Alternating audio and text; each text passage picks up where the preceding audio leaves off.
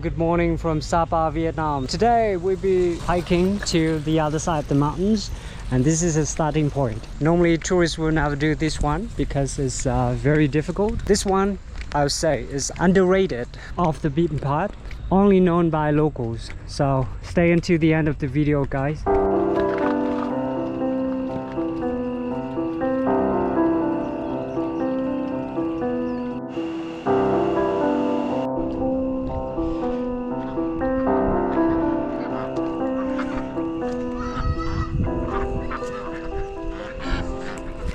This is where the best view is. It's a very good location over here.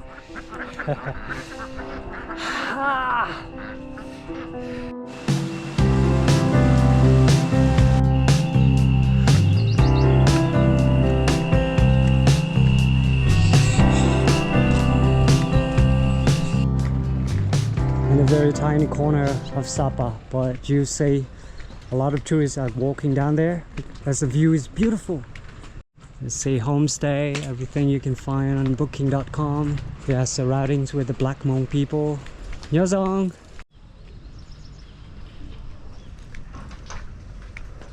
If you guys are looking for a place which is affordable, here we go. Plenty of this. Just located just a little bit outside of Sapa town. And just up there is another 4-star, 5-star hotel. So there are plenty of the options that you can choose. But I feel pretty warm down here. It poses a question, is that possible for you to do this one alone? I say yes, definitely yes. You know, better with a local guide because of the explanation, and sometimes tourists get lost in this beautiful countryside. Check this out. Okay, from the far we already can see the Cat village over there, and the proper road over here, and over there is a very famous glamping. Yeah, the glamping is one of the new style of accommodation for tourists. So they stay in a nearly, it looks like a tent, but not really. It's a very famous one in Sapa. You see the cornfield and rice field terraces down there. The path is not so difficult for now, but later on will be completely difficult. Will become more difficult. Roughly introduce myself. My name is Nga, and I'm a local guide in this region in the northern part of Vietnam, Sapa town. It's a small town, but it has plenty of things to offer.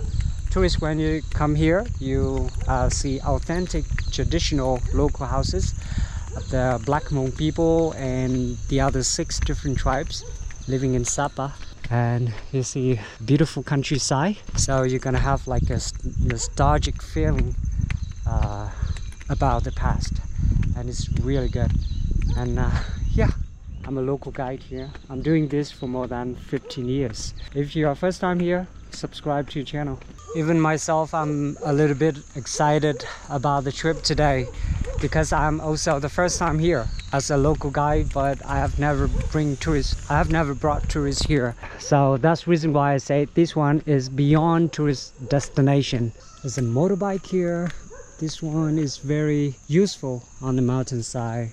That is a way to go to someone's house. Yeah, that's the local house of the Black Hmong people. They actually live there, and we do mostly self-sufficient. When it comes to springtime, we have a lot of bamboo shoots here. And the chickens, yeah, they are not the stray chickens, but they belong to some family.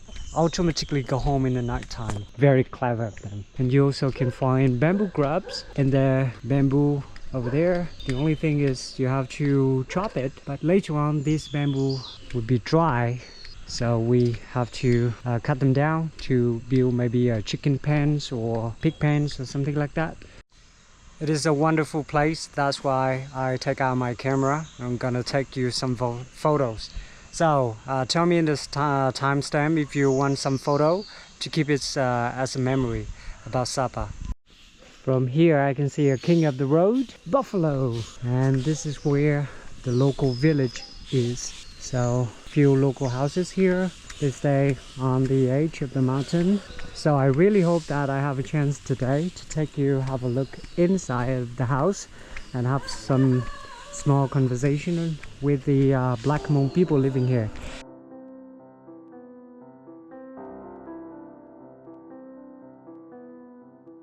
This is a Black Hmong village. They tend to stay together if they are the same family. I mean, they have the house just next to the other house. That probably the same family members.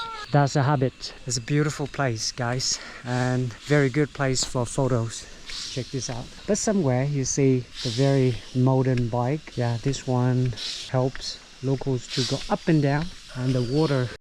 I'm a little jealous with the pigs and buffaloes here, because even the pig pens also have a very nice view on the mountainside. Very good. So water resources is crucial for locals here. That's why we have a pipe up here. So all the water pipe to transfer the water to home. This we call spring water. Rice fields over there.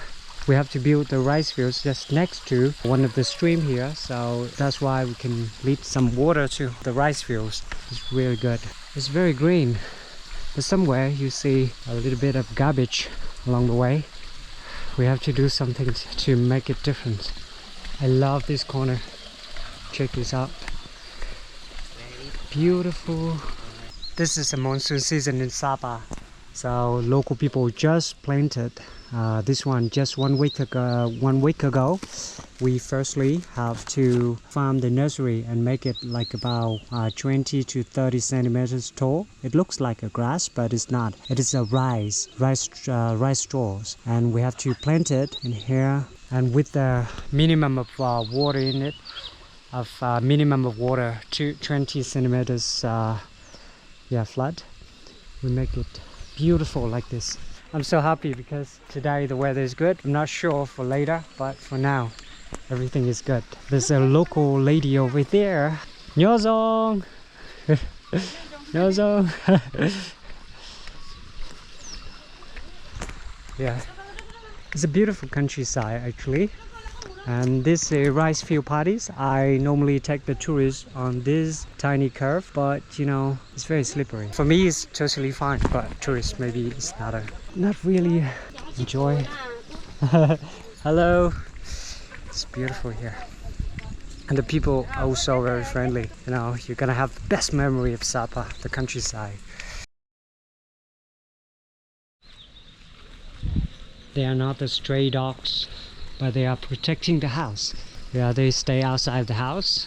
They look like very gentle ones, but when you are really walk inside their home or their property, then they start to bark very loudly, just to let the owner knows that is some strangers are coming inside. Look at that. Sometimes you see the chickens, but buffaloes, they are not on the rice fields today, because buffaloes are, you know, they're mad of eating. They eat everything. So when they are in these beautiful rice fields, just like in a short time, they finish it all, destroy everything. It's beautiful. As a local guide here for 15 years, I've seen so many changes over the years. Not everything is perfectly good, but you know, good and bad together. In general, I can say that is pretty good. That's local life is getting better as many tourists coming, and locals, we have good income of it. We also have to protect our rice fields, the landslides. See, landslides already washed away some of the rice fields. It's not simply losing land, but it's also losing the legacy of the ancestor who's been here for 350 years roughly. If you have seen my videos, my other videos explained about the tribe here, Black Hmong, then you already know that's the Black Hmong came in about 17th century, so roughly about 300 years, 350, something like that. And the ancestor, he came and they built rice field terraces. And now the next generations, the young generations, we keep working on it to protect it. So I really hope that you like the video, and don't forget to hit a like and subscribe and comment and share to anyone who is traveling to Vietnam, to the countryside, if they are interested about this one. Thank you, I really appreciate it, and I'm going to see you in the next one. Goodbye.